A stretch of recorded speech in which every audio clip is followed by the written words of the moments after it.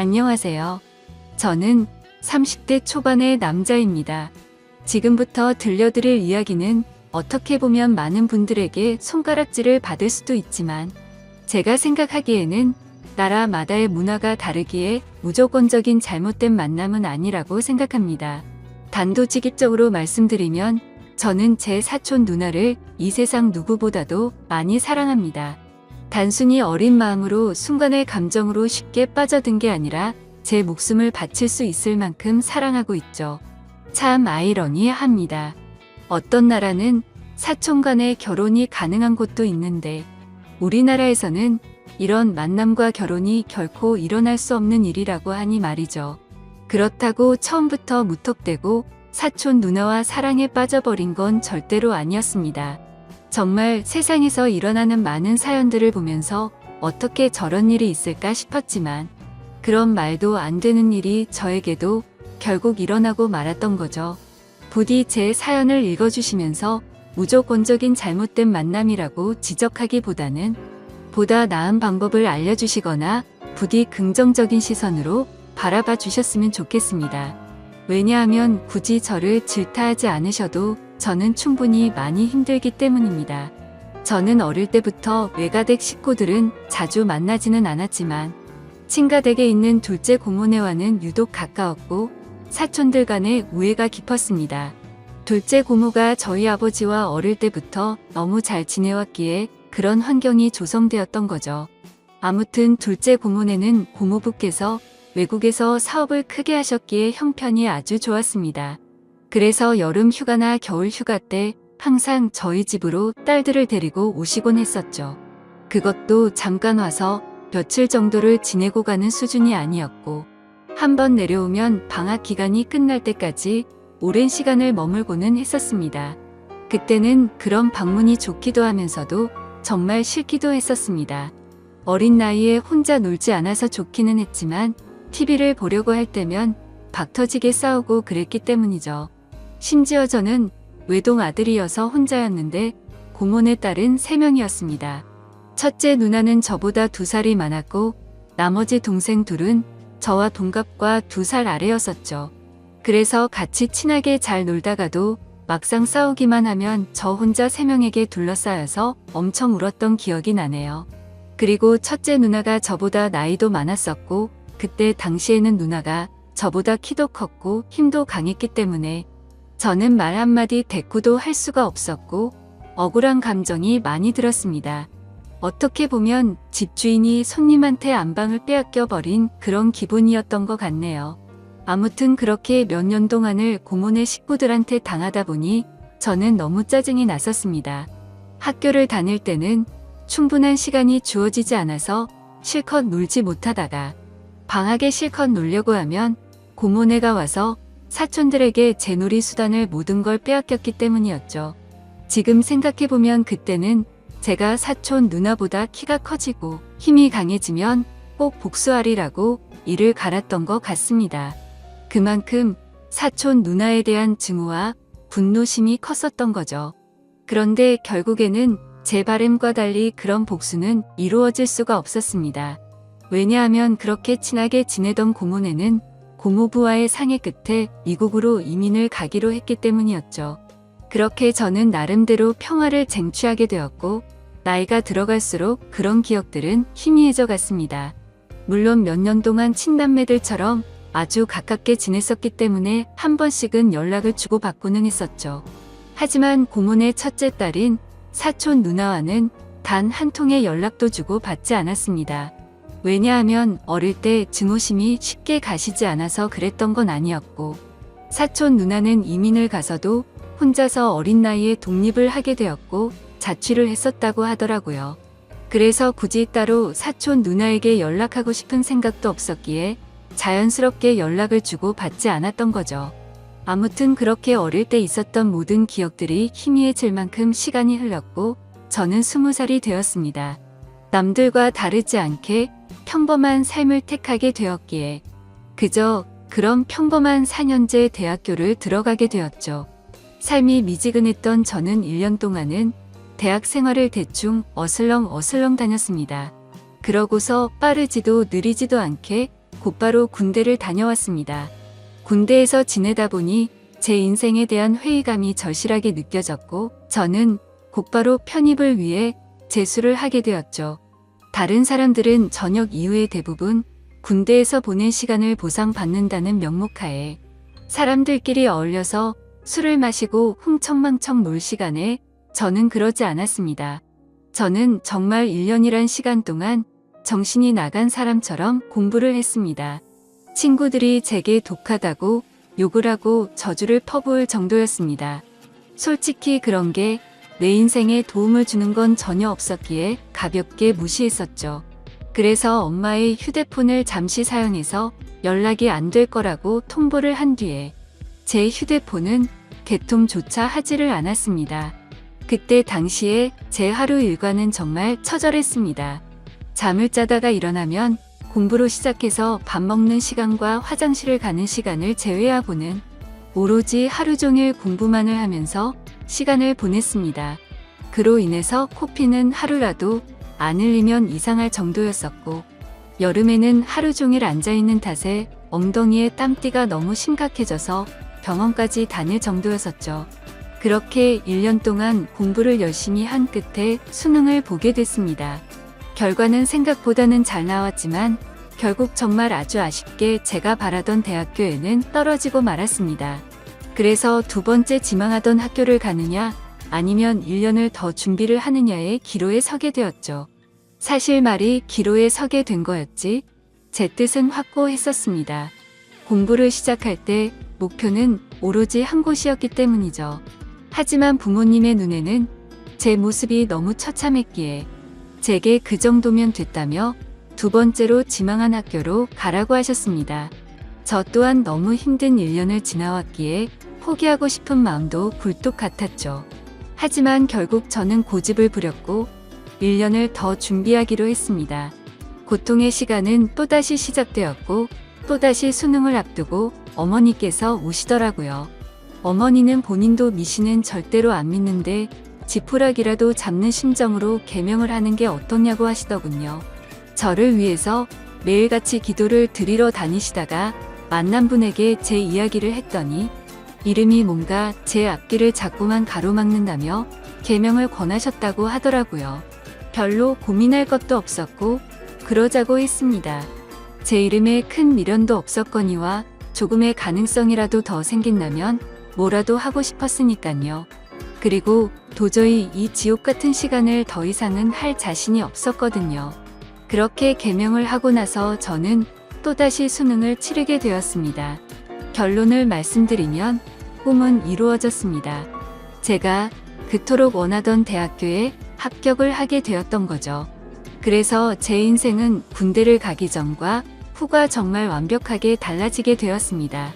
그저 그런 평범한 대학생에서 우리나라에서 가장 좋은 대학교의 학생이 되었으니깐요. 그렇게 힘들게 얻은 자리였기에 저는 연애 한 번도 제대로 못한 채로 대학 생활만을 정말 열심히 했습니다. 시간은 금방 흘러갔고 어느덧 저는 졸업을 하고 다행히 대기업에 당당히 입사를 하게 되었죠. 처음 회사를 입사하고는 모든 게 낯설었고 힘든 시간의 나날들이 이어지더군요. 하지만 이곳 직장도 사람들이 사는 곳이라 그런지 점차 익숙해져 갔고 산에 커플이 있었는데 그 커플을 보고 있으니 저도 모르게 외로운 마음도 들기 시작하더라고요. 제가 학창시절에 엄청나게 인기가 있는 스타일은 아니었지만 적어도 여자친구가 없는 기간이 1개월도 넘기지 않을 만큼 항상 여자친구가 있었거든요. 대부분은 오랜 시간 동안 만남을 가졌기에 많은 여자들을 만난 건 아니었죠. 아무튼 이제는 열심히 이루고자 하는 바도 일단은 어느 정도 이뤄낸 것 같은 마음이 들기 시작했고 다른 사람들처럼 친구들도 만나고 회식도 하고 평범한 나날을 보내고 있었습니다. 그리고 주말을 앞둔 금요일 저녁 제 인생을 송두리째 바꿔놓은 여자를 만나게 되었습니다.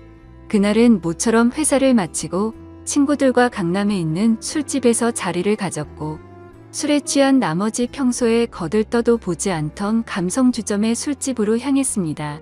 그곳은 나름대로 헌팅을 하기에 자연스러운 분위기에 춤도 추고 술도 마시는 클럽 음악이 나오는 술집이었죠.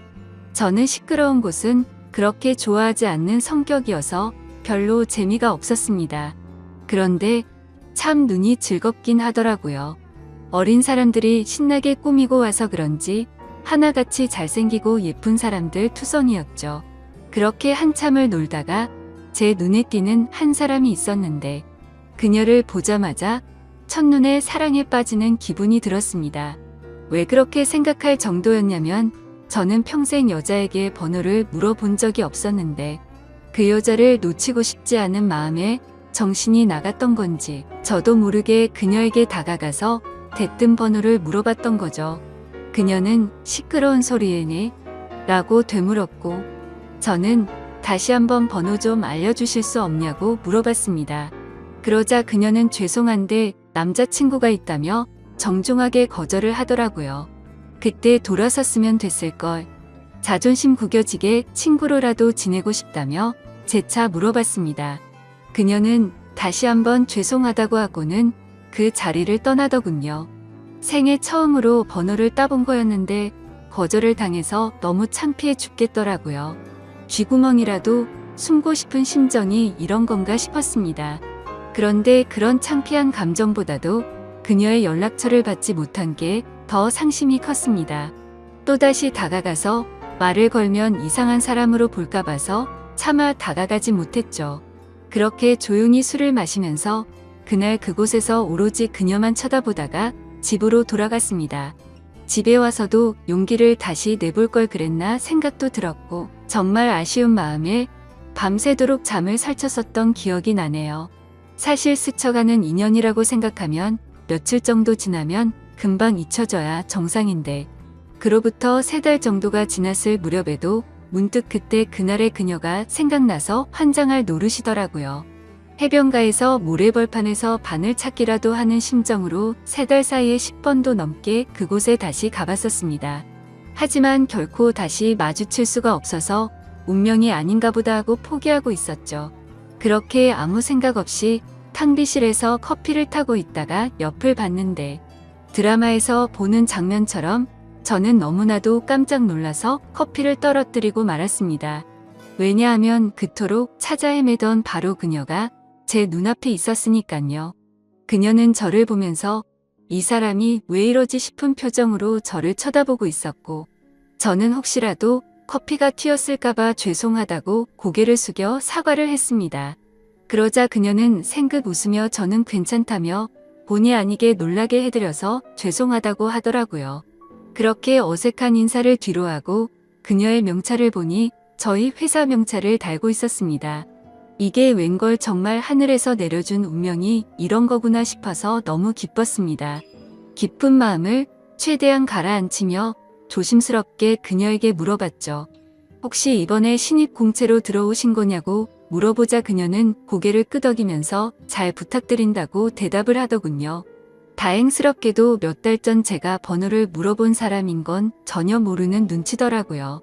저는 그 순간 이 모든 상황이 너무 꿈만 같았고 제가 그녀로 인해 고민하는 걸 상담해주던 친구에게 곧바로 전화를 걸어서 자초지종을 설명해줬습니다. 친구의 반응도 어떻게 그런 일이 있을 수가 있냐며 말도 안 된다고 말하면서 놀라더라고요. 아무튼 그날 이후로는 회사에 출근하는 발걸음이 그렇게 행복할 수가 없었습니다. 그리고 그와 동시에 슬픈 마음도 쉽게 가시지가 않았죠.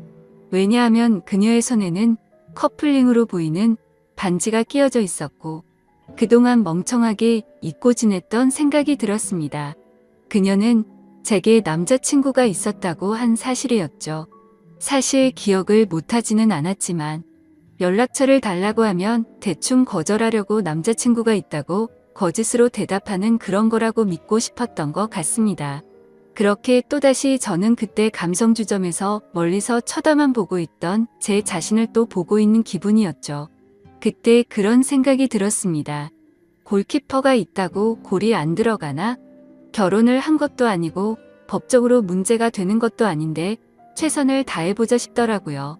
저에게는 끈기와 노력이라는 제 자부심이 있었기에 그때부터 또다시 저는 불타올랐습니다. 하지만 도가 지나친 관심과 행동은 최대한 지양하였고 업무를 핑계 삼아서 가끔씩 찾아가서 업무에 대해 물어보면서 은근슬쩍 제 존재를 각인시켰습니다. 그렇게 시간은 천천히 흘러갔고 그러던 중 부서 간의 회식 자리가 잡혔습니다. 그토록 기다리던 시간이었는데 드디어 기회가 왔구나 싶어서 기분이 좋았죠. 며칠 뒤 회식이 있는 날 저는 정신을 바짝 차리고 술을 마셨고 그녀와의 사이를 더욱 가깝게 하기 위해서 최선을 다해 빈틈을 노리고 있었죠. 그러던 중 너무 긴장하면서 술을 마셔서 그런 건지 배가 아파서 화장실을 갔습니다. 볼일을 보고 있는데 바깥에서 남자 소리가 들리더군요. 너 옆 테이블에 있던 신입사원 얼굴 봤냐고 묻더니 우리 회사에 저런 미녀가 언제 들어왔냐면서 내가 고백해볼까? 이런 식으로 웃으면서 그녀에 대한 이야기를 하고 있더라고요. 그 말을 듣는 순간 기분이 너무 불쾌했지만 뭐라고 말할 수는 없었습니다. 제가 남자친구도 아닐 뿐더러 사실 제가 첫눈에 반할 정도였으니 다른 남자들이 볼 때도 당연히 호감이 갈 수밖에 없겠구나라는 생각이 번쩍 들었던 거죠.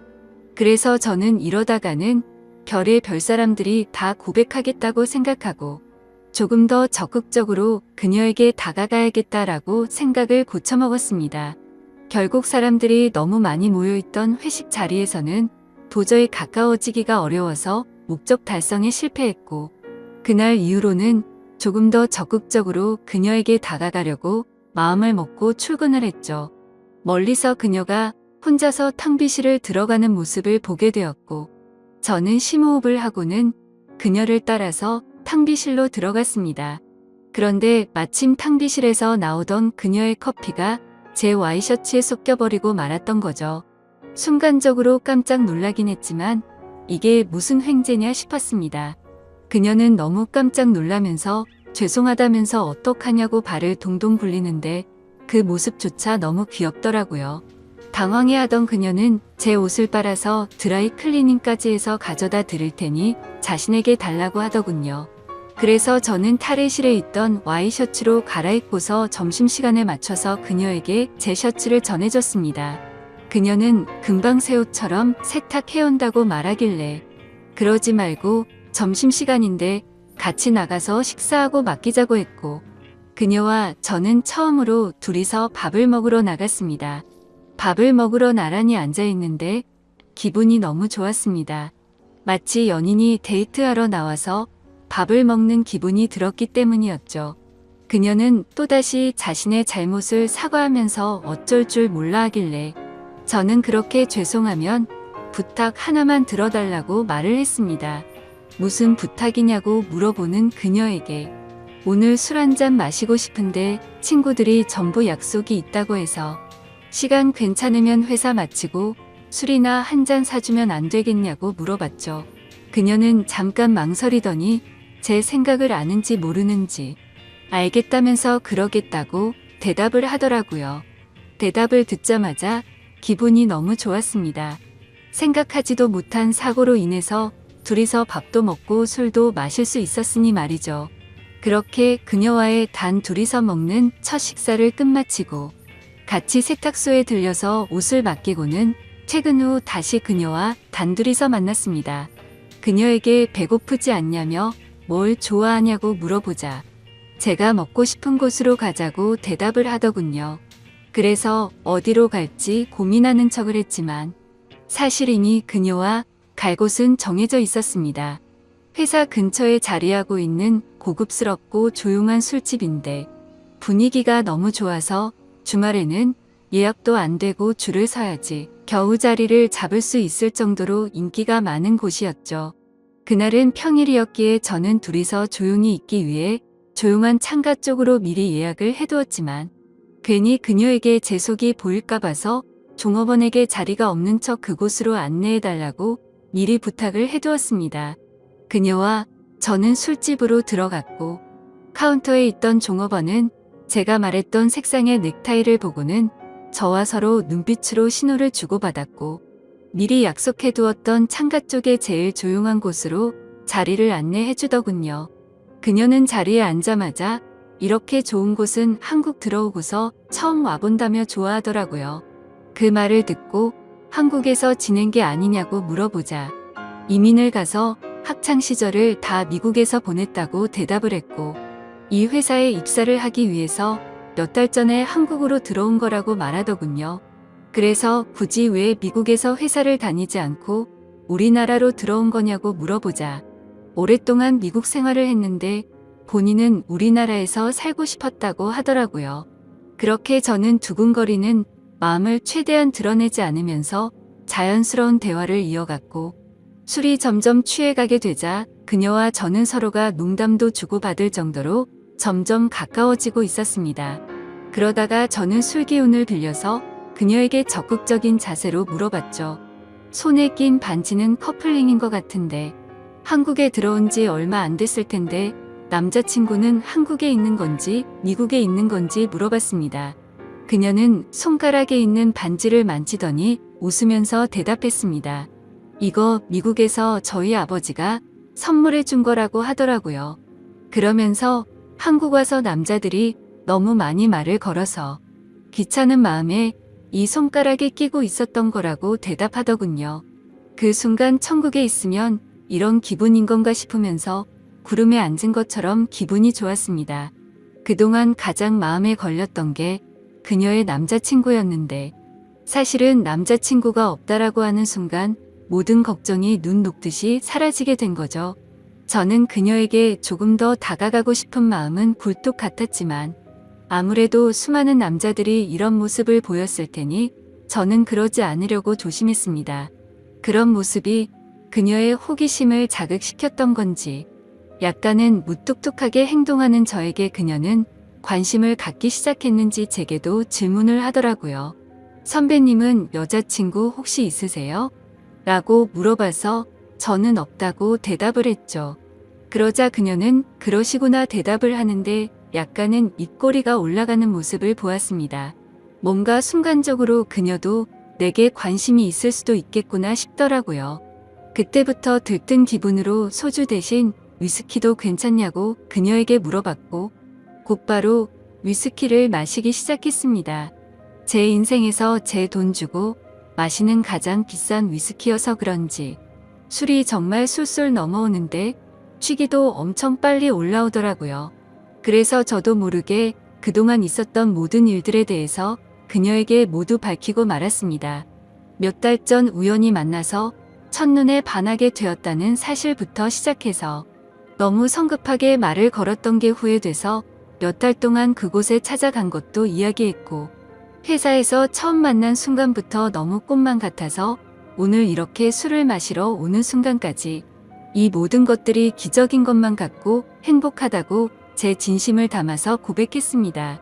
혹시라도 무슨 스토커처럼 생각하지는 않을까 걱정을 하고 있었는데 그녀는 제 진심을 알아준 건지 조용히 제 눈을 바라보면서 손을 꼭 잡아주더라고요. 그렇게 그녀와 저는 서로의 마음을 확인한 뒤로 연애를 시작하게 되었습니다. 회사에서는 평범한 직장 동료처럼 남들은 모르게 사내 연애를 했고 퇴근을 하면 세상 어느 커플도 부럽지 않은 행복한 커플로 지내고 있었죠. 그녀와 저는 만남을 이어간 지 6개월이라는 시간이 눈 깜짝할 사이에 훌쩍 지나가 버렸는데 날이 갈수록 저희 둘의 사랑은 점점 커져갔고 더 늦기 전에 가정을 이루자고 이야기가 오고 가고 있었을 때였습니다. 행복한 순간이 한순간 불행한 순간으로 탈바꿈되는 사건이 일어나게 되었죠. 어느 날 주말 아침 일찍부터 부모님께서 분주하시더니 제게 장을 보러 가자고 하더라고요. 저는 별다른 생각 없이 부모님을 모시고 장을 보았고 오늘 무슨 일 있냐며 도대체 왜 이렇게 음식을 많이 하냐고 여쭤보았죠. 아버지는 미국에 갔던 고모네 식구들이 다 같이 한국에 들어와서 오늘 저녁에 집으로 온다고 말하셨죠. 저는 순간 어릴 때 기억이 스치듯 생각이 났고 갑자기 다들 어떻게 지내는지 궁금하더라고요. 다들 잘 지내고 있냐고 여쭤봤더니 고모부 사업이 힘들어지셔서 그렇게 잘 지내지 못한 것 같다고 하시더군요. 그래서 몇 년 동안 서로 연락도 주고받지 않다가 며칠 전에 한국에 들어온다고 고모가 연락이 온 거라고 하셨죠. 아무튼 그렇게 장을 보고 나서 그동안 얼마나 바뀌었을지 궁금한 마음에 설레는 마음으로 기다리고 있었습니다. 비록 15년 가까운 시간을 한 번도 보지는 못했지만 어릴 때 기억은 어렴풋이 남아 있었으니 말이죠. 그렇게 한참을 기다리다 보니 벨이 울려 퍼졌고 고모부와 고모 그리고 3명의 딸이 들어왔습니다. 그런데 그 순간 저는 망치로 얻어 맞은 것처럼 온몸이 굳어버리고 말았습니다. 그리고 마주하고 있던 한 명의 여자도 눈이 동그랗게 떠져서는 저를 바라보고 있었죠. 그 여자는 바로 제 여자친구이자 고모네 첫째 딸인 제 사촌 누나였습니다. 순간적으로 둘 다 너무 놀랐지만 그 상황에서 아무 말도 할 수가 없겠더라고요. 식사를 하면서 이야기를 들어봤더니 고모부의 회사가 부도가 나게 되면서 미국에 있는 사업을 정리하고 지금 들어온 거였고 3명의 딸들은 1년 전에 먼저 한국에 왔다고 말씀하셨죠. 그리고 저와 사촌 누나가 같은 회사를 다니는 걸 알고는 둘이 마주친 적 없냐면서 놀라시는데 차마 할 말이 없었습니다. 마주치는 건 고사하고 우리가 연애를 한다는 걸 밝히면 누구 하나 뒷목 잡고 쓰러질 상황이었으니 말이죠. 그렇게 악몽 같은 시간이 지나가고 여자친구와 저는 주말 내내 서로에게 연락을 하지 못했습니다. 그리고 월요일에 출근을 했더니 여자친구는 병가를 내고 회사에도 나오지 않았더군요. 그래서 이대로 피해서는 도저히 안 되겠다 싶었고 저는 조퇴를 하고 여자친구가 혼자서 지내고 있는 집으로 찾아갔습니다. 비밀번호를 바꾼 게 아닐까 생각하면서 눌러봤더니 바꾸지는 않았더군요. 신발장을 보니 다른 사람은 역시나 없는 것 같았습니다. 고모부와 고모는 주말 동안 여자친구 집에 있다가 월요일 아침 일찍 두 딸이 지내고 있는 부산으로 내려간다고 했기에 여기에 안 계실 거란 걸 알고 있었죠. 천천히 문을 열고 들어서는데 암막 커튼으로 인해서 집안이 온통 깜깜했습니다. 저는 그 어둠에 대고 조용히 괜찮냐고 말을 꺼냈더니 그 순간 여자친구는 펑펑 울기 시작했습니다. 그런 모습을 보니까 저도 눈물이 나기 시작했고 서로가 끌어안고 한참을 울었습니다. 진지하게 서로가 앞으로 어떻게 할지에 대해서 말도 나누었습니다. 우리가 이렇게 만나는 게 맞는 걸까 아닐까 서로가 각자 한참을 생각해 보았지만 도저히 답이 나오지 않더군요. 저도 그렇고 여자친구도 지금 벌어진 이 상황이 너무 황당하고 하늘이 원망스러웠습니다. 사촌 간의 만남이 지구상에 있는 모든 사람에게 절대 안 된다란 정답이 정해져 있다면 군말 없이 따랐을 텐데 이런 경우에는 나라마다 다른데 이걸 어떻게 해야 하는 건지 너무 혼란스럽습니다. 결국 저와 여자친구도 도저히 해답을 찾을 수가 없었고 서로가 시간을 갖고 생각해 보자고 한 지가 2주가 지났는데 차마 답이 나오지가 않네요. 지금은 서로 회사에서 마주쳐도 아무 말도 못하고 있는 상황이고요. 가슴이 터져버릴 만큼 답답한데 어떻게 하는 게 맞는 걸까요? 솔직히 저는 그녀를 너무 많이 사랑하고 제 목숨도 바칠 수 있기 때문에 부모님께는 너무 죄송스럽지만 여자친구와 저와의 사이를 모두에게 비밀로 하고 아무도 모르는 다른 나라로 이민을 가서 행복하게 살고 싶습니다. 만약 여러분들에게 벌어진 상황이라면 어떻게 하실 것 같으신가요? 많은 분들의 의견을 들어보고 싶습니다. 감사합니다. 인생에 있어서 가장 사랑하던 여자가 있었습니다. 그 여자는 다름 아닌 학창시절부터 제가 멀리서 지켜봐오던 제 첫사랑이자 고등학교 선배였었죠. 고등학교 시절 그 당시에는 저는 너무 용기가 없었고 수줍음이 많은 성격이었기에 결국에는 고백조차 못하고 그녀와의 사랑을 포기했었는데 그로부터 몇 년이 지난 뒤에 정말 운명처럼 첫사랑이었던 누나를 만나게 되었고 제 진심을 고백하고 만나다가 결혼까지 약속했었습니다. 하지만 결혼을 며칠 앞두고는 결국 사건이 터져버리고 말았죠. 그토록 사랑하던 여자친구였지만 예비 신부가 감히 다른 유부남과 사랑을 주고받고 저와 결혼을 준비하고 있었단 게 말이 되나요? 아무튼 그 사건이 터진 뒤로 여자친구의 모든 실체를 알게 되어서 도저히 결혼을 진행할 수가 없었고 제 심장을 도려내는 심정으로 기어코 파혼을 하고야 말았습니다. 솔직히 수많은 사연들을 읽어보면서 어떻게 저런 일이 있는 거지 싶었는데 막상 제게 이런 일이 일어나고 보니 정말 세상은 요지경이다라는 말이 절실하게 떠오르더군요. 지금부터 기가 막힌 제 사연을 시작하겠습니다. 제 첫사랑은 저보다 한 살이 많은 누나였습니다. 지금은 나름 여자들과 대화도 잘 주고받고 외향적인 성향이 되었지만 학창시절에 저는 여자들과 말도 하지 않았고 극도로 내성적인 성향의 사람이었죠.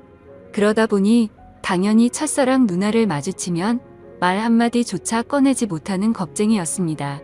다만 제가 할 수 있는 거라고는 멀리서 지켜보고 얼굴이라도 보는 날이면 하루 종일 기분이 좋았던 거 그 정도가 다겠네요. 심지어 얼마나 많이 좋아했던 건지 하루라도 마주치지 않으면 그날 하루는 너무 기분이 안 좋았을 정도였죠. 하지만 결국 그녀에게 제 마음을 고백은커녕 인사조차 못해보고 시간은 속절없이 지나가더니 그녀의 졸업이 다가오고 말았습니다. 하루라도 못 보면 기분이 안 좋았던 제가 평생 그녀를 못 본다고 생각하니 너무 슬펐습니다. 그렇다고 남자답게 용기를 내서 말 한마디조차 못 건네는 비겁한 남자였고요. 결국 멍청했던 저는 제 존재조차도 그녀에게 알리지 못한 채 가슴 아리만 3년 동안 내내 하다가 짝사랑을 포기하게 되었습니다. 그녀가 졸업을 하고 난 뒤부터는 예상대로 하루하루가 무기력했고 모든 게 너무 재미가 없더라고요. 제가 할 수 있는 거라고는 몰래 남의 집을 훔쳐보듯이 그녀의 개인 미니홈피에 들어가서 그녀 얼굴과 일상들을 보는 걸로 만족할 뿐이었죠. 대학을 가고 나서 바쁘게 지내는 것 같아 보였고 몇 달도 채 지나지 않아서 남자친구도 생긴 것 같더군요. 그런 모습들을 보고 제 스스로 자책도 많이 했지만 모든 건 시간이 해결해 준다고 하는 게 맞는 것 같더라고요. 시간이 지날수록 그녀에 대한 관심도 멀어져 갔고 시간은 금방 1년이 흘러 저도 대학교를 가게 되었습니다. 그리고 그때부터 제 성격은 많이 변해갔습니다. 겁쟁이처럼 바보같이 지내던 학창시절과는 다르게 알바를 하면서 번 돈으로 머리도 꾸미고 옷도 사고 제 스스로를 꾸미는데 노력을 했더니 제 자신에 대한 용기가 생겨나더라고요. 그리고 쉴 새 없는 모임들로 인해서 원하든 원하지 않든 어쩔 수 없이 많은 여자들과 술자리도 가지게 되었고 여자에 대한 겁이라는 게 사라졌던 것 같네요. 그러다가 또다시 짝사랑하는 여자가 생기게 되었습니다. 그녀는 같은 학과에 있었던 여자였는데 너무 예쁜 미모는 말할 것도 없었고 조선시대의 여자처럼 조신한 느낌이랄까요. 엄청 조용하면서도 여성스러운 모습에 반해버리고 말았던 거죠. 그래서 예전 짝사랑의 실패를 교훈 삼아서 저는 지체 없이 저를 어필하기 시작했습니다. 용기를 내서 계속해서 그녀에게 말을 걸었고 학교 내에서도 킹카로 불렸었던 그녀는 제 여자친구가 되었습니다. 모든 게 너무 꿈만 같았고 정말 많이 행복했습니다. 평생을 모태솔로로 살아오던 찐따 같았던 제 모습은 다 사라지고 첫 여자친구를 학교에서 제일 예쁜 킹카와 사귀다니 믿기지가 않았죠. 학창시절 친구들도 달라진 제 모습에 놀라워할 정도였으니깐요. 그렇게 그녀와 저는 풋풋하고 설레어하며 수줍은 만남으로 같이 여행도 다녔고 평생 함께하자고 약속하며 결혼을 약속했었습니다. 그렇게 1년 정도가 다 되어가던 때였습니다. 남자에게 가장 큰 시련이었던 군대 문제로 인해서 여자친구와 진지하게 이야기를 나누었던 거죠. 나는 너 평생 책임지고 싶고 그러려면 더 늦기 전에 군대 문제부터 빨리 해결하고 싶다고 했습니다. 그러자 여자친구는 제가 없이 어떻게 지내냐며 눈물을 흘리는데 정말 사랑스럽더라고요. 저는 대답했습니다. 나도 최대한 늦게 가고 싶은 마음이 굴뚝 같지만 앞으로의 우리의 안정된 미래를 위해서는 이런 선택이 최선일 것 같다고요. 여자친구와 상의 끝에 저는 군대로 떠나게 되었고 착한 여자친구는 2년 가까운 시간을 한결같이 기다려줬습니다. 그래서 저는 예전보다 더 여자친구에게 모든 걸 잘해주려고 노력했었죠. 하지만 저녁 이후로 여자친구의 모습과 행동들은 2년 전 제가 알던 사람이 아니더군요. 청순하고 풋풋해서 차분하고 여성스러운 옷만 입고 다녔었는데 갑자기 엄청 짧은 미니스커트에 아찔할 정도로 과한 옷들을 입고 다녀서 깜짝 놀랐습니다. 심지어 제가 옆에 있는데도 불구하고 이성인 남자의 팔뚝이며 어깨를 자연스럽게 터치하더라고요. 그 모습을 보고 열이 받아서 말했습니다. 너 지금 남자들이 다 네 다리 쳐다보고 침 흘리는 거 안 보이냐고. 어쩌다가 이렇게 산티나는 옷만 입고 다니고. 남자친구가 버젓이 옆에 있는데 딴 남자를 건드리냐고 화를 내면서 말했죠. 그러자 여자친구는 내가 뭘 입든 벌써부터 이렇게 꼰대짓을 하냐고 대답하더라고요. 정말 그 말을 듣는 순간 충격이 아닐 수가 없었습니다. 그래도 만약 거기까지라면 그러려니 했을 겁니다. 만나면 만날수록 하나부터 열까지 많은 게 바뀌었고 제가 결혼을 꿈꾸던 여자친구가 맞나 싶었죠. 그리고 동아리 모임이라고 술을 마시러 가서는 연락 두절이 되는 일이 비일비재하더라고요. 그러다 결국 여자친구는 제가 아닌 다른 남자와도 만나고 있다는 걸 알게 되었습니다. 현장을 목격한 건 아니었고 어느 날 갑자기 제 아래쪽에서 통증이 너무 심하게 왔습니다. 갑작스러운 고통에 저는 뭐지 싶어서 화장실로 뛰어가서 봤더니 진물이 나고 있었고 가려워서 환장할 것 같더라고요. 나는 여자친구 말고는 다른 사람과는 전혀 만난 적이 없는데 이게 뭐지 싶었고 여자친구가 바람이라도 난 건가 싶어서 인터넷에 온갖 검색들을 해서 조언을 얻다가 결국 정밀하게 검사가 필요하다는 걸 알고서 비뇨기과를 찾아 가야겠다 싶더라고요. 처음으로 가게 되는 상황인지라 너무 부끄러운 마음이 컸죠. 그래서 어릴 때부터 살던 동네에서는 아는 사람이라도 마주칠까봐 일부러 옆 동네에 있는 곳으로 갔습니다. 부끄러운 마음을 안고서 비뇨기과로 들어서는데 데스크에 서 있는 간호사를 보고는 제 심장이 터져버리는 줄 알았습니다. 왜냐하면 그곳에 있던 간호사는 다름 아닌 제 첫사랑 누나였으니깐요. 이게 무슨 상황이지 싶어서 얼음이 되어서 있다가 뒤로 돌아서서 나가야겠다 생각하는 찰나에 그녀가 데스크 쪽으로 오라며 인사를 하더라고요. 너무 창피하고 민망했지만 날 모자라보겠지 싶어서 쭈뼛대면서 데스크 쪽으로 향했습니다. 그러자 내원 사유를 적으라고 종이를 건네는데 너무 창피해서 쥐구멍이라도 들어가고 싶더군요. 어쩔 수 없이 원인을 적어서 내고는 아무렇지 않은 척 조용히 기다리고 있었습니다. 혹시나 눈이라도 마주칠까봐 고개를 푹 숙인 채로 휴대폰만 보고 있었죠. 그런데 갑자기 제 옆에서 누군가가 손가락으로 찔러서 쳐다봤더니 첫사랑이었던 그녀가 생긋 웃으면서 혹시 연수 고등학교 나오지 않았냐고 물어보더라고요. 솔직히 진짜 많이 놀랐습니다. 제 존재조차도 모를 것만 같았던 그녀가 제 존재를 기억하고 물어보다니요. 그래서 그 고등학교 나온 게 맞다고 대답을 했고 그녀에게 저를 기억하시냐고 물어봤죠. 그러자 그녀는 그럼 매번 지하철에서 마주치고 학교에서도 몇 번 봤는데 기억 못하겠냐며 어떻게 여기서 만나는지 신기하다며 반갑다고 하더라고요. 저는 얼버무리며 잘 지내셨냐며 저도 누나 기억한다며 반갑다고 했죠. 그렇게 어색하고도 설레는 짧은 인사를 마치고 그녀와 함께 의사가 있는 방으로 가서 상담을 받았고 의사 선생님의 지시에 따라서 베드에 누워서 진료를 받았습니다. 진료를 끝마치고 의사 선생님은 먼저 밖으로 나갔고 첫사랑 그녀는 뒷정리를 도와주다가 실수로 제 몸을 스치더라고요. 그 찰나의 순간임에도 불구하고 제 몸은 반응을 해버렸고 그녀는 그 상황이 웃겼는지 웃음이 터져버리고 말더군요. 한참을 웃더니 조금은 마음이 진정됐는지 그녀가 제가 물었습니다. 그런데 어쩌다가 여기까지 찾아올 정도로 상태가 이렇게 악화된 거냐며 물어보더군요. 그 물음에 저는 나름대로 제가 피해자라는 걸 알리기 위해서 자초지종을 설명해줬습니다. 그리고 의사 선생님이 말했듯이 갑자기 생겨나는 병이 아니니까 아무래도 여자친구가 다른 남자와 바람을 피는 것 같다고 하소연을 했죠. 그러자 그녀는 너무 안쓰럽다며 그런 여자친구랑 왜 만나냐고 하더군요. 그리고 대뜸 이렇게 만난 것도 정말 신기한 인연인데 다음에 밥이나 먹자고 하더라고요. 저는 그 말에 곧바로 대답을 했습니다. 저 여자친구가 배신한 게 너무 마음이 아파서 그런데 혹시 오늘 일 끝나고 약속 없으면 술 한잔 같이 하면 안 되겠냐고 물어봤죠. 생각 없이 무심코 그 말을 내뱉고서는 저 스스로도 놀랐습니다.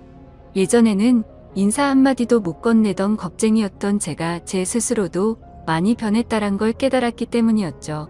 그리고 여자친구 핑계를 대기는 했지만 뭔가 이상하게 화가 나야 하는 게 정상인데 첫사랑 그녀를 보는 순간 여자친구의 생각은 전혀 나지를 않았고 오히려 잘 됐다 싶은 생각까지 들더라고요.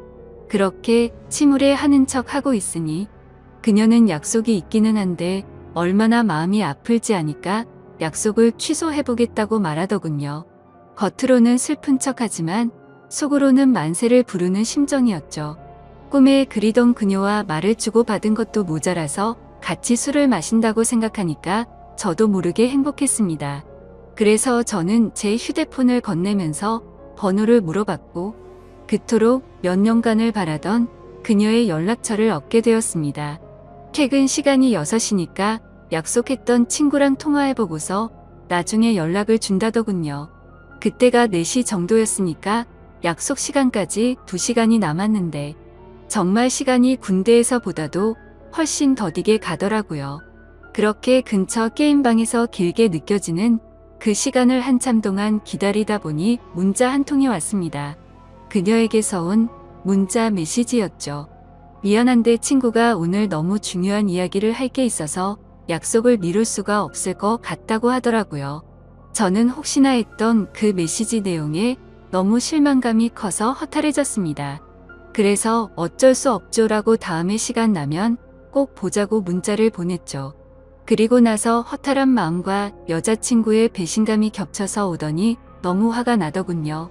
그 길로 태어나서 처음으로 혼자 술을 마시러 근처에 있던 술집으로 갔습니다. 술을 마시면 마실수록 당연히 화가 나서 슬퍼야 정상인데 첫사랑 그녀를 만나서 그런지 기분이 정말 묘했습니다. 그렇게 한참을 술을 마시면서 친구를 불러서 하소연이나 해야겠다고 생각하는데 그때 때마침 첫사랑 그녀에게 전화가 왔습니다. 떨리는 마음으로 다급히 전화를 받았죠. 그녀는 친구랑 생각보다 일찍 헤어져서 근처에 있으면 지금이라도 보겠냐고 물어보더라고요. 저는 너무 신나는 마음으로 당장 보자고 대답을 했고 그녀가 있는 곳으로 단숨에 달려갔습니다. 그렇게 절실히 바라던 그녀와의 만남이 이루어졌습니다. 그녀와 함께 근처에 보이는 어두운 분위기의 이자카야로 자리를 옮겼고 자세히 보니 그녀는 학창시절보다 훨씬 더 예뻐졌던 걸 알겠더군요. 그때는 몰랐는데 화장을 해서 그런지 아니면 몸매가 드러나는 옷을 입어서 그런지 모르겠더군요. 솔직히 그때 드는 생각은 몸매도 원래 이렇게 완벽했었나 싶더라고요. 그때부터 또 다시 예전 감정이 되살아나면서 가슴이 두근거리기 시작했죠. 하지만 여자친구의 배신으로 인해서 슬퍼하는 저를 위로해주려고 왔는데 너무 들떠 있으면 정신 나간 사람으로 오해할까봐 최대한 감정을 자제했습니다. 이후로 술이 들어갈수록 술 기운 덕분인지 둘의 어색한 시간은 금방 지나갔습니다. 사소한 이야기부터 시작해서 주된 이야기는 제 여자친구에 대한 이야기였죠. 그러다가 저도 넌지시 물어봤습니다. 누나는 남자친구 없으세요? 라고 했더니 지금은 남자친구가 없다고 하더라고요. 저는 혼자서 먼저 술을 마시다 보니 이미 주량을 넘어선 상태였고 그때부터는 뇌를 거치지 않고 필터 없이 말을 해버렸습니다. 도저히 이해가 되지 않는다며 누나는 미모며 몸매며 모든 게 다 완벽한데 도대체 어떻게 남자친구가 없을 수가 있냐고 직설적으로 물어봤던 거죠. 뭔가 느끼하면서도 직설적인 물음에 그녀는 기분이 좋아졌는지 웃으면서 대답했습니다. 그녀는 사실 남자친구랑 헤어진 지 오래되지 않아서 그렇다며 지금은 솔로로 지낸다고 말하더군요. 그 말에 어찌 되었든 남자친구가 없다는 사실에 저도 모르게 기분이 좋아졌죠. 그렇게 그녀와 저는 쉴 새 없이 술을 마셔댔고 술에 취한 나머지 사실은 학교 다닐 적에 누나를 정말 많이 좋아했다고 폭탄 발언을 해버리고 말았습니다. 그녀는 제 폭탄 발언에 놀라기는 했지만 어떻게 된 일인지 궁금해했고 모든 걸 다 이야기를 해주었죠. 그러자 뭔가 묘한 분위기가 흐르다가 그녀가 그 침묵을 깨면서 말하더군요. 그런데 어떻게 이렇게 다시 만날 수가 있냐며 그녀도 너무 신기해하더라고요. 그 뒤로는 서로가 오래전부터 친했던 사이였던 것처럼 옆자리에 앉아서 쉴 새 없이 이야기를 주고받았고 누가 먼저라고 할 것도 없이 술을 마시다 손을 잡고 있었고 급속도로 연인 사이로 발전이 되었습니다. 다음날 저는 슬퍼서 눈물을 흘리면서 눈을 떠야 정상인데 너무 행복해서 꿈을 꾸고 있는 것처럼 기쁜 마음으로 일어났습니다. 그리고 여자친구에게 연락해서 학교 앞 카페에서 만났습니다. 단도직입적으로 말했습니다. 나 어제 비뇨기과 갔다 왔는데 병원에서는 여자친구한테서 병균이 옮은 거라고 했다며 그동안 속인 거 있으면 전부 다 솔직하게 털어놓으라고 덤덤히 이야기했습니다. 여자친구는 고개를 숙이더니 갑자기 눈물을 훔치면서 말을 이어나갔죠. 제가 군대에 있을 때 술에 너무 취해서 실수로 그런 거라며 용서해주면 안 되겠냐고 하더라고요. 한때는 결혼까지 생각했었고 너무 사랑했기에 정말 마음이 불쾌하고 좋지 않았습니다. 하지만 아무리 생각해도 진심으로 사랑했던 것도 맞고 군대를 기다려줘서 고마운 것도 사실이지만 바람을 피웠다는 사실 하나만으로 신뢰가 깨졌기에 이 만남을 이어 나갈 생각은 전혀 없었죠. 그리고 더 중요한 건 제게는 이제 제 첫사랑이었던 그녀가 제 곁에 있었고 이미 온갖 정도 마음도 떠나버렸기에 곧바로 이별을 통보하고 돌아섰습니다. 그 순간부터는 첫사랑 그녀와의 달콤한 연애가 새롭게 시작되었습니다. 그녀가 있는 비뇨기과에서 치료를 받는 동시에 남들 몰래 사랑을 키워나갔었죠. 매일같이 꿈만 꾸는 것 같았고 보면 볼수록 더 사랑에 빠져들어갔습니다. 그렇게 첫사랑이었던 여자친구와 3년이란 시간 동안 길다면 긴 시간 동안 연애를 이어갔고 저는 처음 그 마음 그대로 사랑하고 있었기에 졸업을 하자마자 그녀에게 프러포즈를 하게 되었고 결혼 날짜를 잡게 되었습니다. 제가 직장에 있다거나 따로 능력이 있어서 결혼을 한 건 아니었지만 다행스럽게도 저희 부모님의 넉넉한 지원 덕분에 제 이름으로 된 자가 아파트도 있었고 졸업을 하는 동시에 아버지의 사업을 이어나갈 계획이었기에 별다른 큰 걱정은 없었습니다. 그렇게 프러포즈를 하고 나서 6개월 뒤에 결혼식장을 예약했고 앞으로의 행복한 날들을 그려가다 보니 순식간에 결혼식을 3일 앞둔 날이 되었습니다. 제가 살아오면서 제 인생에서 가장 고통스러웠던 바로 그날이었죠. 그때는 여자친구와는 미리 살림을 합쳐서 신혼집에서 같이 지내고 있었습니다.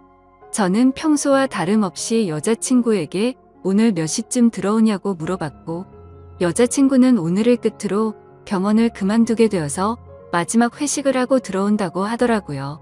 병원을 그만두는 것도 제가 배려해줬던 거죠.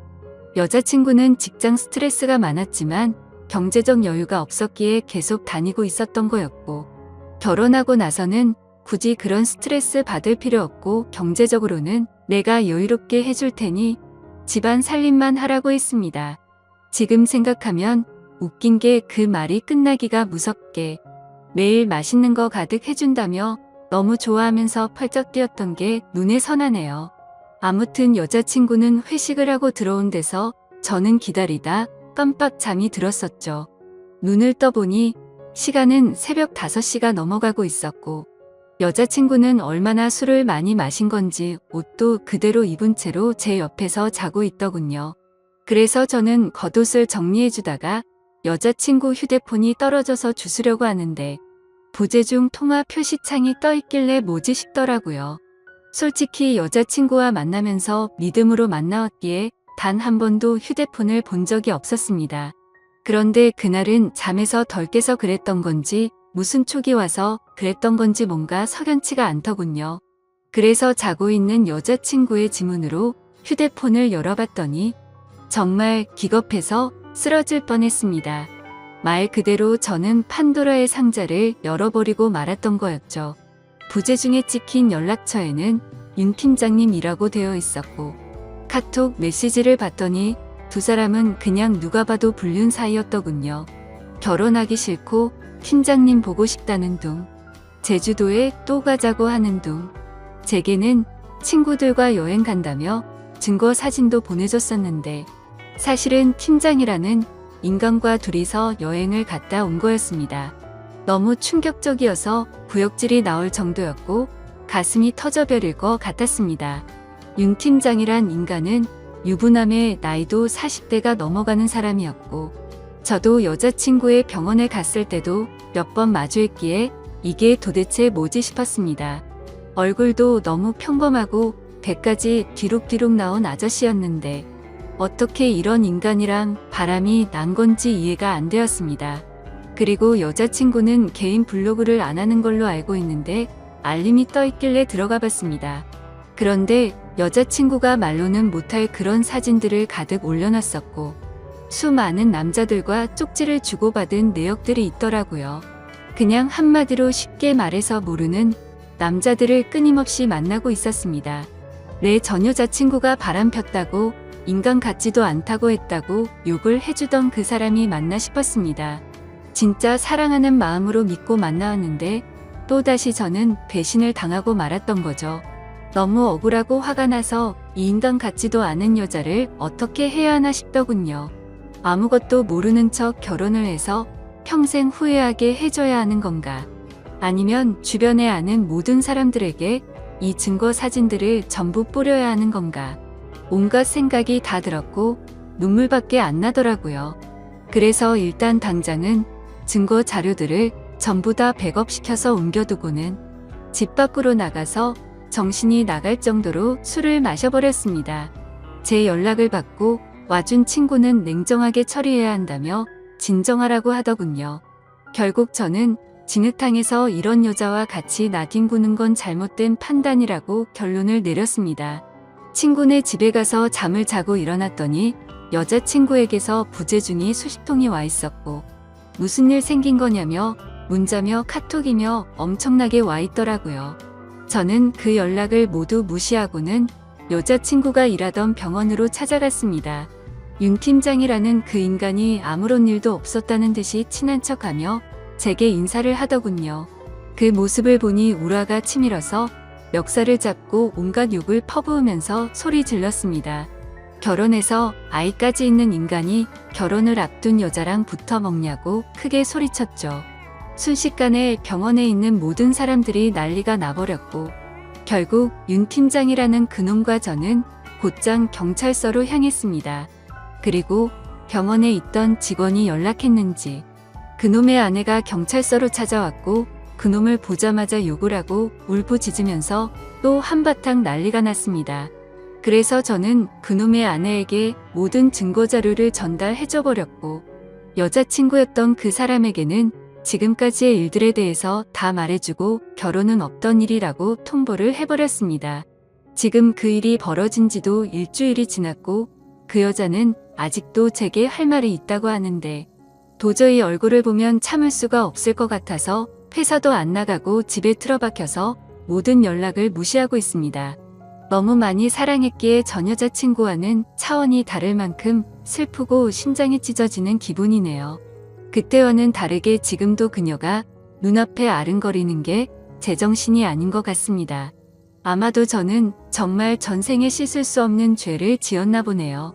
어떻게 살면서 2번 연애를 했는데 두 여자가 전부 바람을 필 수가 있을까요? 이제는 모든 게 다 너무 지쳐서 2번 다시는 여자와 엮이고 싶지가 않습니다.